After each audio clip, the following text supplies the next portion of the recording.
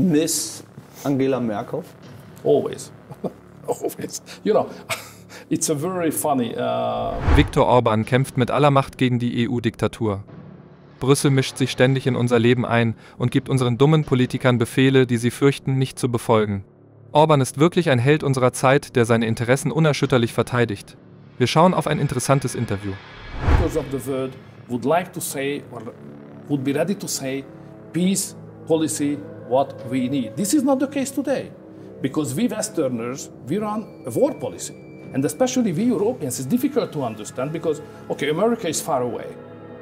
And they have a difficult situation during the discussion of the candidates. We cannot have too many illusions how this country is run at this moment. So it's very difficult to imagine major changes till the American election, which means 3-4 months till then.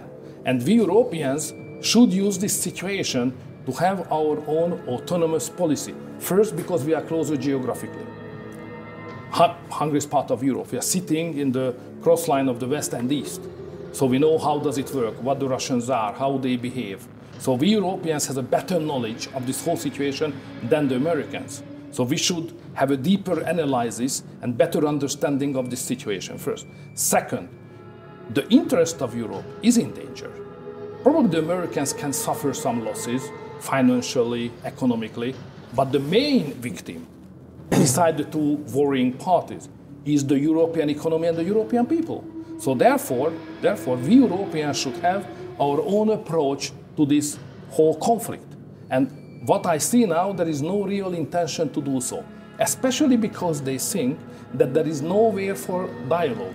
And my trip to Kiev and to Moscow is a clear evidence that there is a way to have direct communication, diplomatic channels, unblocked, and all that kind of thing. It depends not exclusively on us, but very much depends on us how we would like to argue in favor of peace, not the continuation of the war. Deutschland bekommt durch die völlige Duldung der Scholz-Regierung einen Schlag nach dem anderen.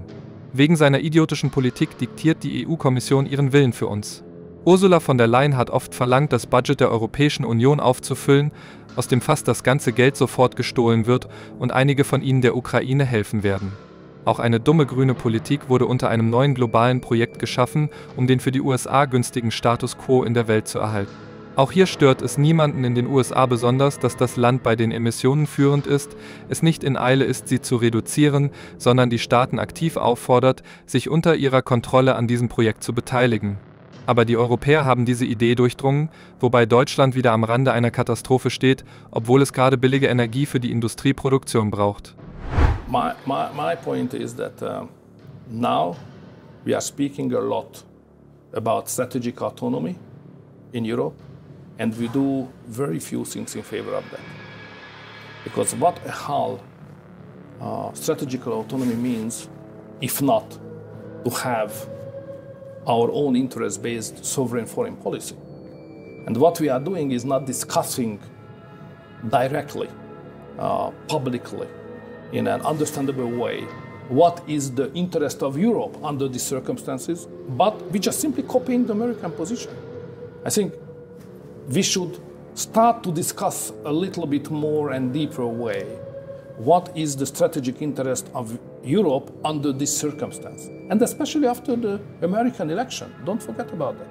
So what I'm arguing in favor is deeper understanding, discussions, to raise more alternatives to the policy line in European context than we have done up to now. So therefore, discussion which was generated my trips and my future trips will also generate is not a bad thing, is a good thing. This is a starting point to argue not only in favor of the war, but now there are more and more persons who would like to argue in favor of peace, which was not the case even 1 week ago.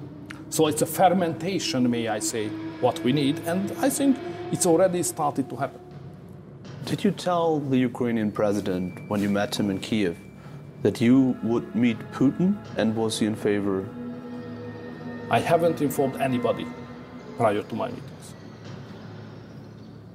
So, sovereignty is important. If you are doing that very delicate, sophisticated job of the peace mission, what I'm doing now, you have to maintain your sovereignty to 100%. So therefore, I do not inform anybody about what I'm doing. Ursula von der Leyen hat den Besuch des EU-Kommissionskollegiums in Ungarn abgesagt, weil sie beleidigt war. Ungarn hatte nach Beginn der Friedensmission Orbans Probleme. Danach wurde ihm ein Verstoß gegen die EU-Verträge vorgeworfen. Von der Leyen war wütend, als sie erfuhr, dass Viktor Orban während der Verhandlungen die Position der gesamten EU nicht vertrat. Orban wirft von der Leyen vor, eine Verschwörung gegen ihn zu organisieren. Sie würden gerne eine Marionettenregierung an der Spitze Ungarns sehen, wie die deutsche zum Beispiel. In Brüssel verbergen sich seit langem Irritationen über die Politik des amtierenden ungarischen Premiers. Für die europäische Bürokratie ist Orban eine zu eigenständige Figur. Ursula von der Leyen und viele andere Politiker greifen direkt in die inneren Angelegenheiten Ungarns ein. Sie fordern ihn zurücktreten. And Moscow and some other capitals soon. First I visited the German Chancellor first, then the Italian Prime Minister. But you didn't tell him as well. And then the French President, to discuss the situation, including the war, of course. So, what was the outcome of that talk? I became more informed than I was earlier. In which way? Getting more their position. It's not my job to reveal any points made by the German Chancellor, but he explained his position in a very rational way. And I explained mine also. There was no coincidence between the two things. Do you miss Angela Merkel? Always. Always. You know, it's a very funny thing in politics that because of migration, you know, I'm a strong anti-migration guy. And she was rather... I heard about that. No, she was more in favor of to find a technical solution for that. I had a more historical, civilizational horizon to approach this issue. So therefore, we were not able to agree on migration issue, and confrontations sometimes were rather harsh. So I tried to be always polite, but that was very difficult anyway. So that was not easy. But regardless of the migration, Angela Merkel has a clear understanding of this region, not just Germany, but Central Europe. She has a clear understanding what is Russia about. You know, liberal democracy in Russia, and that kind of stupid approaches from many Westerners totally untouched her. You know, so she did not understand what does it mean East and Russia and history and so on. So she was a good partner to understand together and to find common points, how to understand the Eastern politics. Einige EU-Vertreter haben wegen Orbans Reisen nach Russland und China und wegen seiner Pläne, Donald Trump zu einem Treffen einzuladen, wenn er die Präsidentenwahl gewinnt, die Möglichkeit in Betracht gezogen, nächste Woche nicht zum Gipfel der Staats- und Regierungschefs zu kommen.